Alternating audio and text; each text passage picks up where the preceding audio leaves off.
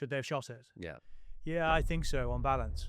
On balance. I mean, the stupidity of the Iranians and moving that ship towards their now sunken remainder of their fleet is hard to comprehend. How did they think this was going to play out? Did they think they were going to get close to the Lincoln Strike Group and then get attacked?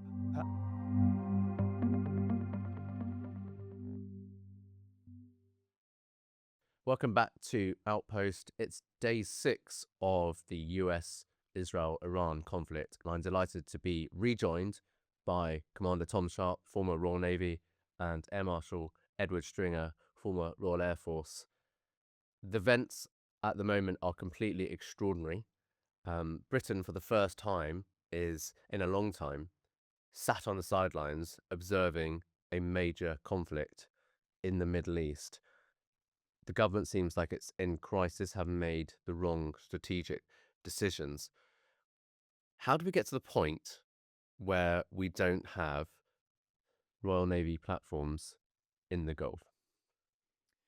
I think there's 2 parts to the answer here. The first is the terminal decline we've been on for decades across both governments, the under-resourcing that we know, we understand, we knew it was going to bite at some point. Inevitably, it was going to bite, not at a moment of our choosing, and here we are. And the up ramp out of the Bath curve seems an awfully long way away. So that's the first point, which makes managing this very difficult within the Navy itself. Let's just use the Navy for now. The second point is that therefore puts a tremendous onus on the planning systems and processes to make sure you've got your very scarce, beautiful assets in the right place at the right time. And in this case, certainly from a naval perspective, I think we got that quite badly wrong too. When you were frigate captain, give us an idea of the Royal Navy's presence in the region compared to now, 2026. Yeah, I was what we used to call Kipian 1. I was the frigate assigned to the Gulf. We had a Kipian 2 who was in the Gulf of Oman and doing the piracy and the wider interdictions and drug smuggling, and we would swap over occasionally. We had 4 mine hunters in the Gulf, two Hunt class, 2 Sandown class mine hunters, the best mine countermeasures capability in the world by miles. And actually, I was lucky. We had the best anti-submarine capability in the world in a Todoré sonar and a decent helicopter. So we were the anti-submarine commander for the 2 carrier strike groups in the Gulf of Oman. So that's a privileged position and rare, certainly in maritime circles. Normally they have the upper hand when it comes to tech. But with these 2 things, we had two frigates that led the way, 4 mine hunters that led the way. And of that, we are now down to 1 mine hunter that's about to leave the region. I mean, it's an extraordinary situation. I mean, we're here to sort of speak professionally from a military point of view, but just emotionally, how does that make you feel, having served in the Royal Navy all this time? Yeah, and it'll be the first time. Well, this is now the first time we haven't had a frigate or destroyer in the Gulf since 1980. I get the refocus. We've refocused a few times, of course, as militaries tend to. The carriers came along, and that gave us a strike group focus, which took us away from the individual deployers that was most of my career. There was the odd NATO exercise, but I was always involved in singleton deployers around the world, alone and unafraid, doing whatever that bit of tasking was. The carriers changed that slightly, which was just as well, because that was roughly the time we were running short of the number of frigates and destroyers required to do these one-off tasks. And then in the last few years, even that's been sort of gradually, pulled in. So the carrier should deploy with 2 destroyers and 2 frigates. The last time it went with 1 of each and had to borrow allied assets. So this squeeze has been inexorable. It's been utterly visible, and yet clearly utterly irreversible. So, Edward, you work at the Policy Exchange. You obviously reviewed and written papers on the Strategic Defence Review, the recent one. But how inevitable was it we finally got to this position where it feels like musical chairs, the music stopped, and British Armed Forces have been found wanting, not just politically, because it's a lot of this about political will, but really we just simply don't have the assets to be in the right place at the right time? Yes, no, thanks for the question. I don't work at Policy Exchange. I'm a senior fellow there, and I enjoy being able to dive in and do some interesting things with them. Yes, having written the Say Do Gap paper for them recently that discusses this, it's free for download to and any listeners go on the Policy Exchange website. It was interesting what the press picked up was in the little cover, couple of paragraphs I wrote. I said the tide's gone out and it's clear we're not wearing any trunks, and that's what all the press picked up on. So there's a little deeper analysis in. So to sum that up, let me start with the word affluenza. So. Affluenza, as described in a recent edition of The Economist, is a British disease where we've still got this view that we're the 5th largest economy in the world, P5 nation, etc., etc., and somehow we can always do stuff. There is always money, and if people say you can't, it's probably because they believe in austerity and they're nasty right wingers. Well, there's a version of that afflicts the senior military. So the first thing to say is this is not just the Treasury or the MOD being parsimonious, and if only our brave boys were given a bit more cash, it would all. There's affluenza amongst the senior officer class, who shoot for big programs all the time, and big programs always end up overrunning. We do tend to overcomplicate rather than go for the good enough, quickly enough, and then move on to to the next thing. So our emphasis is for too long, outside of a major war, been on trying to define the force that's just over the horizon, the one that's just going to come, and if only we can just spec the next frigate to just exactly what we want it to be, or as currently happening at the moment with the army. It's down to 14 guns, of which 11 are serviceable, as against about 1,400 with the Finns. But still, there's someone somewhere going, I won't have that one. If we could just make it a bit more British and do this and do that. And so this affluenza, this idea that there's always going to be lots of money, we can always chase gold-plated solutions, has meant we've been caught. I think the frigate program is a good one. You'll know more about it than I do, Tom. Delaying, that comes from systemic pressures. That's not good. That is more of an MOD Treasury thing. But also the services always trying to just change one more thing. There are 1,400 odd changes to the Ajax infantry fighting vehicle, for example. And so these programs get delayed, they get descoped, they get rescoped, the financial profiling has to change. In the end, you can only afford one or two, and the cost per unit has gone through the roof. And that's a systemic pressure. It's a cultural problem, and it cannot be reduced to just more money from the Treasury. So as a military person, and shutting up now, I'd make the case that we have to be hard-nosed with the military and reform, because we could give the MOD a lot more money. If it spends it as badly as it currently is, you're not actually going to get the front line that works, and we're not going to be defended. So I'm going to make the case that you need to get the defence reform done. You need to fix the machine, and then the money you put in the top, which, let's face it, is still over £60 billion a year. So you get £60 billion worth of military effect out the bottom. Not something that looks a lot less than our allies managed to get from similar amounts of money. Yeah, but of course, out of that 60 billion, at least, I'm not sure the exact figure, about 20 odd billion goes towards the nuclear deterrent. It takes a huge amount of it. Then there's pensions. Because remember, George Osborne gerrymandered the defence spending to include pensions that didn't previously include that. But just give us a perspective. When you were serving, if we go back 10, 15 years, the difference between the RAF then and now, how because a lot of people have been saying actually the RAF's not in as bad a shape. We've got Typhoons forward, we've got F-35s, which obviously joined with the Royal Navy, but are they as overstretched as the Royal Navy? What the Air Force gets right to a fault is managing the breadth and the depth of a capability. If you go to General Dannett's memoirs, he talks rather dismissively about this concept of fear, force elements at readiness. And he said only two RAF officers in the MOD ever really understood what it meant, and he thought one of them was lying. Ha ha. But all force elements at readiness says is, if you need an aeroplane, you need 2 pilots, you need 4 engines, you need this depth of spares, you need this, that, and the other. As like a Formula One team is more than just 2 cars.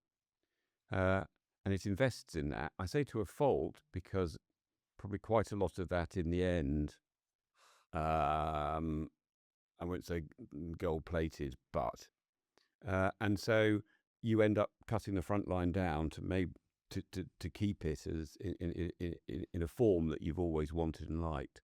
And so I think the Air Force, it's hard to calculate. I mean, how many F-35 squadrons are there really? I'd argue Yeah. there's still only one, Yeah. but there's 2 badges. Typhoon squadrons, yes, but what's 12 squadrons shared with Qatar? So you're somewhere down between sort of 5 to 7 frontline squadrons. We had 37 frontline fast jet squadrons when I deployed to the Gulf War in 91. So each one of those, if you went to look at them now, you'd find motivated crew room with motivated pilots, you'd find motivated engineers. You could walk around and see this looks like a going concern, but it will be massively stretched to now maintain the air defence of the UK, the Falkland Islands, which hinges on maintaining defence there, and and all of that, which is why you are now seeing difficulty in reinforcing what's going on in the Middle East. So let's talk air defence. Mention air defence. So, RAF Akrotiri. That's an RAF responsibility, and the defence of that. Would that be right to say that's to defend the base there from air attack?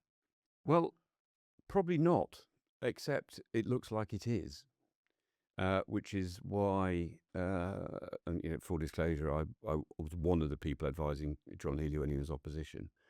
It is actually, any of these things should be the responsibility of the military strategic headquarters, into which, for air defence matters, the Royal Air Force probably pitches most of the capability and quite a lot of the expertise in setting it up. But historically, would it have been the RAF regiment that would have done the air defence around a? Well, I'm coming to that. So what I was going to say is, especially in this era of drones and ballistic missiles, this is a layered system.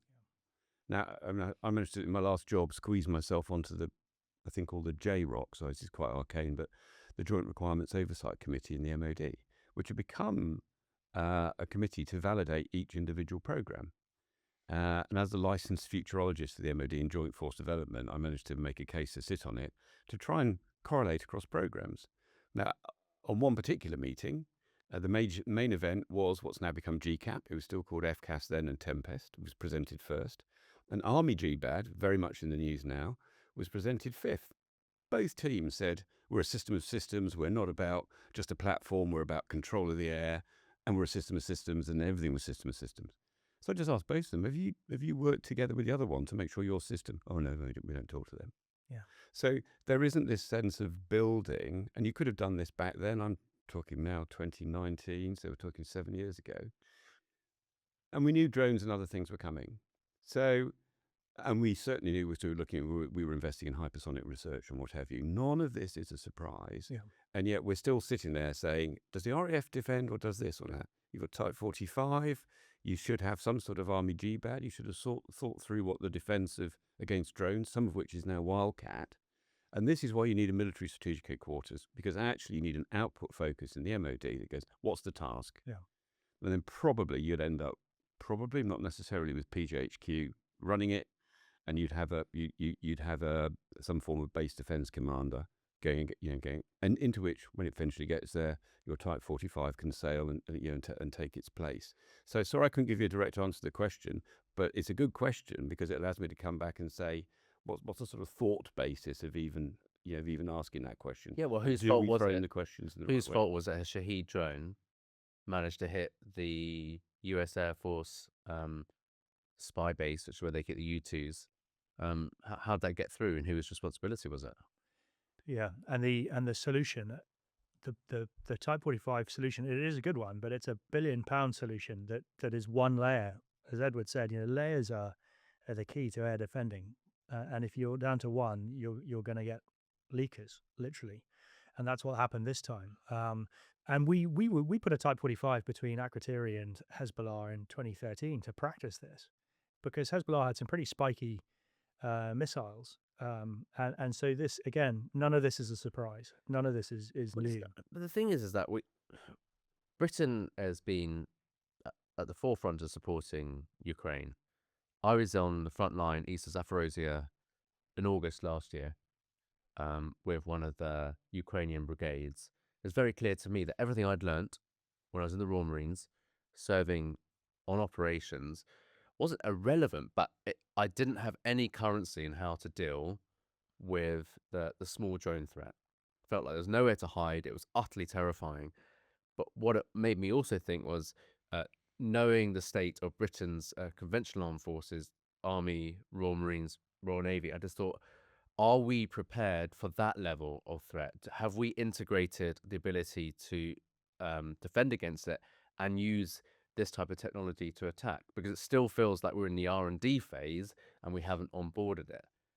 You layer that against the fact that they have ballistic missiles en masse, that layered ability to attack, and it feels like we have been caught napping on our ability to defend bases, to defend platforms, even defend Britain. We haven't moved forward in ensuring that we're up to date with modern warfare. Right, because it's expensive. Everything you've just said would require money and leadership, and we've just been without those two things. And the leadership thing's a slightly sort of bombastic thing to say, but let's use the Dark Fleet as an example of how quickly cross Whitehall planning. And when we talk about Cyprus, we're talking about quite small units from the Navy up to number 10. Imagine bringing that across Whitehall, which you would need to do for, let's say, a boarding in the channel of a Dark Fleet tanker. You need all those agencies involved at that point. I mean, it's no wonder we've got no coherence across those things. So when you're talking about homeland defense and port infrastructure defense, this is a whole ship sport. But the problem with whole ship sports is no one's in charge. It's the sort of Rickover. If you can't point to the person whose fault it was, then no one was in charge.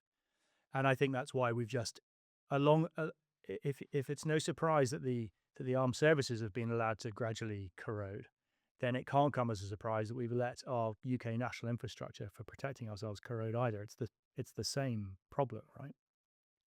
I think this is such an important discussion we're having on the state of Britain's armed forces, where we're at and where we go forward from here. I want to, because it is day 6 of the campaign, just shift to the actual war of which Britain is a bystander, apart from allowing America to use our bases like Diego Garcia to strike from. But the way in which America and Israel have integrated their forces and then created this unbelievable strike package, thousands of targets hit in Iran within the first 2 or 3 days.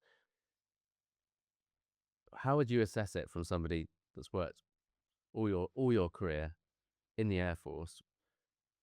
What's your view on what the Americans have been able to achieve so far? Well, it's next level, but it's a level that's an evolution and was predictable.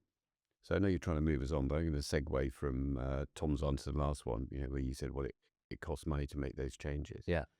But also you've got to get the mindset changed. And your point about who owns it, who's responsible, and you use the word integrated when you looked at the Americans and the Israelis. The Americans have an integrator. In this case, it will be CENTCOM. There's actually someone who is responsible if things go wrong. And I could take you back. I could show you documents from 1820 into the integrated review, where the first vignette discussed is how do we defend against mass drone swarms with very cheap, and eventually with AI coming in, able to coordinate and swarm. Now, what happens, and I'll come back to your point very shortly, what happens in the UK and has happened in the six years since those were written, 6 to 8 years since those were written, is everyone loves having the discussion. Everyone loves sitting around and talking about it at annual conferences, at whichever Rusi and blah. But then they go back and you've got people who've been working on Ajax for 10 years or Challenger 3 for 25 years.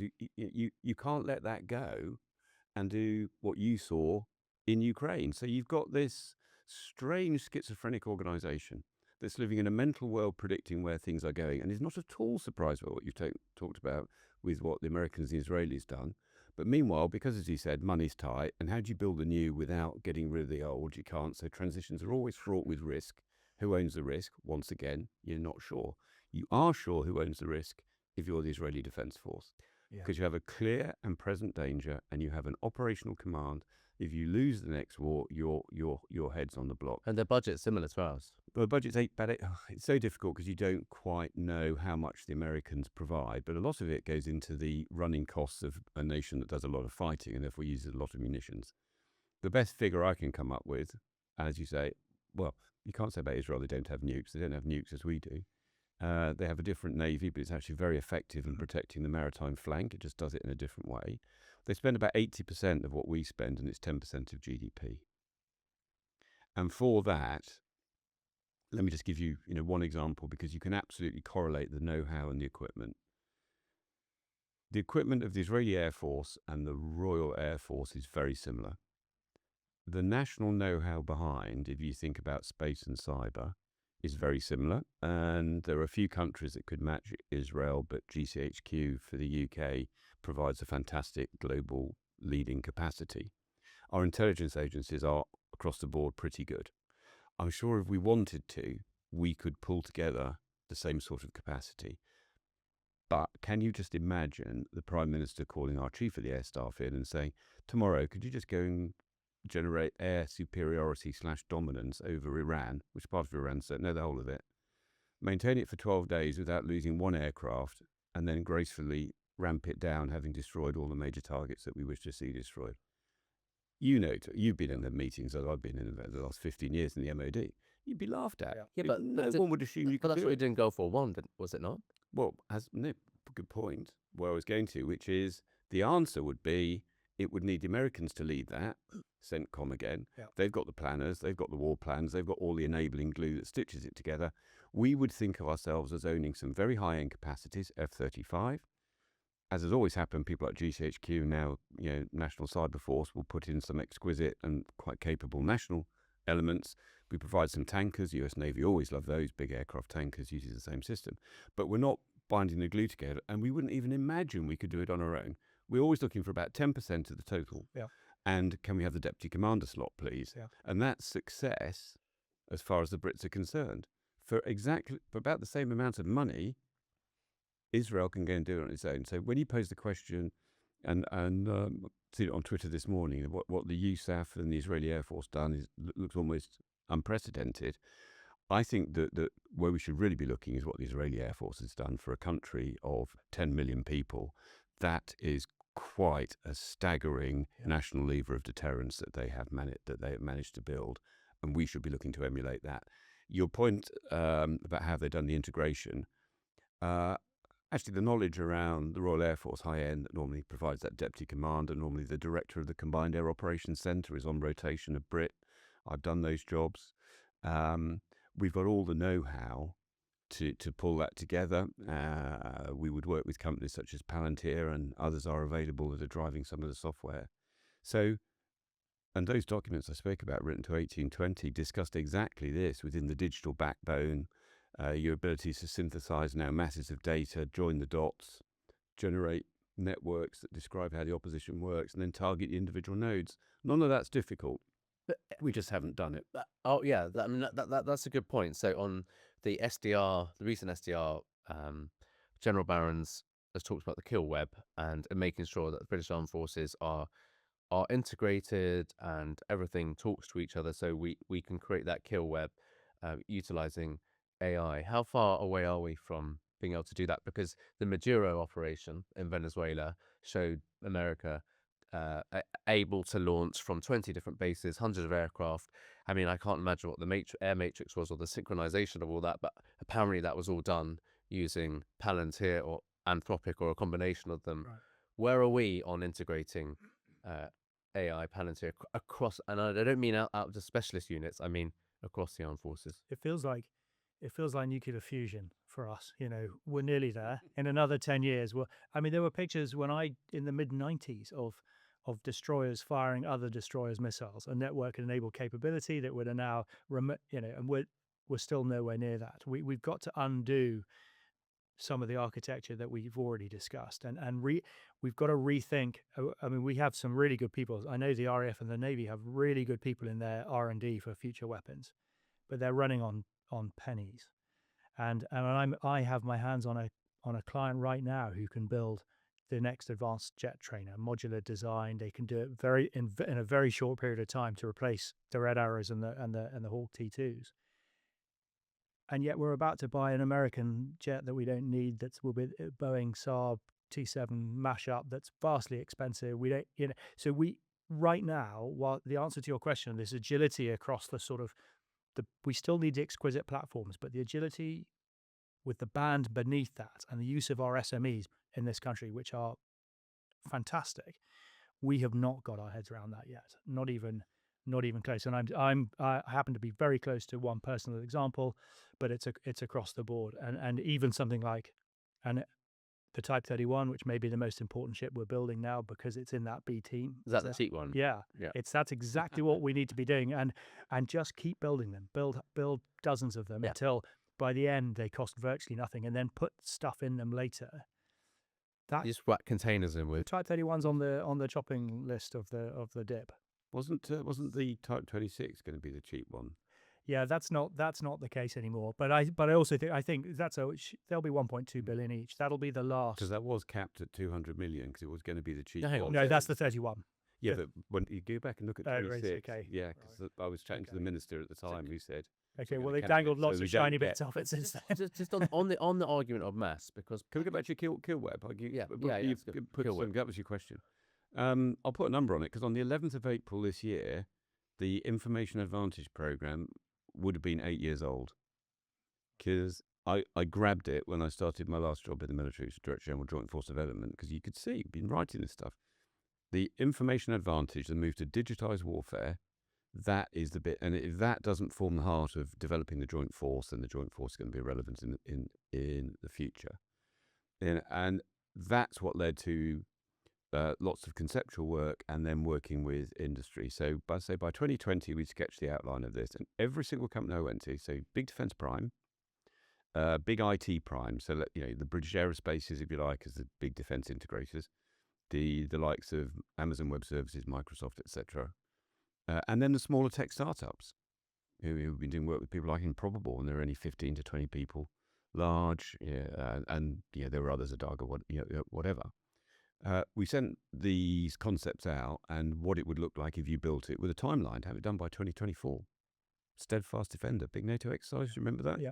Now, 15 months ago? Yeah. Everyone said it was doable. So I come back to why wasn't it done? Yeah. And because it ends up getting chewed up by this massive industry of the MOD and all the competing priorities are not invented here. And then the money gets sucked out of that future because there's a run on the in-year spend and we just delay it. So it just got delayed and delayed and delayed. And I'm hearing, only yesterday that the money for the kill web, which was put at $1 billion, and I think revealed in DSEI, well, we haven't necessarily. The recent chat to industry admitted that the money's, as you said, the pennies get pulled out of it. So we've been talking about it. We have done a lot of the R&D. The Ukrainians have now validated it for us. The technology exists, built by companies who didn't exist for 4 years. Atlantic Bastion and what Helsing's now doing. Mm-hmm. I had that whiteboard idea up at Northwood in the joint headquarters to explain to people a different version of ASW, summer 18. Helsing forms in 22, and they're now working with the Royal Navy to deliver it in 26. Yeah. That's 8 years. Yeah. So there is something truly systemically wrong, and I keep coming back to, because neither the Army, Navy or Air Force was really incentivized to anything other than try and get GCAP over the line, 26, 31, Ajax, that's another platform. There's no one saying, my head's going to be on the block if I don't actually build this kill web. Yeah. Final point, if you're going to build a kill web, you look at those companies I mentioned, many of whom I've worked with one way or another, they have an MVP, min viable product methodology. You get something out there that's just about good enough.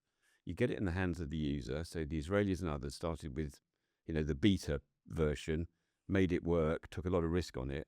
Now they're leading the way. Our psychology of procurement is to spec the absolute top end, and we won't sign it off till we know it can exactly be delivered. And there's still a bit of a question mark over this. And it almost guarantees you to get yesterday's technology tomorrow. Yep. And then there'll be a slippage in the spending. So all of these systemic problems have to be addressed. And at the moment, the system's natural tendency is to work against any of the speed of modernization that you've inferred must be a requirement that is part of your question. So, I mean, I talked at the beginning about this being a historical moment. It's the first time you read about this. The tide is out and we are naked. We have been shown to not have the ability to run multiple naval task forces in different parts of the world where we have commitments, and sovereign base has been struck. Even more embarrassing is that politically, Macron's jumped on this, the EU have jumped on this, and they're sending Yep. all their available ships to the Eastern Mediterranean. So it is a political disaster. It's a national humiliation. Really now, it's a decision going forward politically and for the MOD.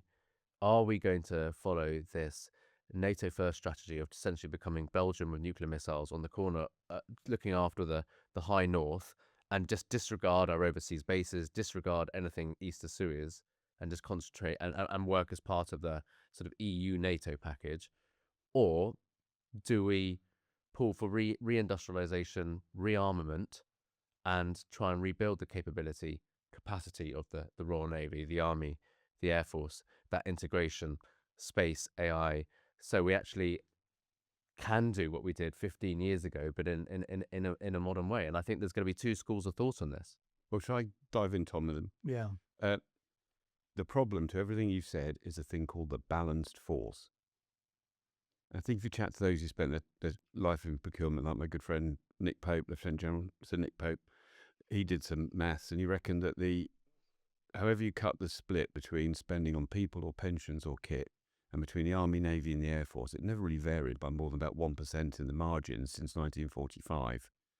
And every single defence review, until the last one, which talked about the future, has essentially come down and said, future's unknowable, we've got to respond to lots of crises, we need a balanced force, which looks very much like the one I joined in frontline in 1988.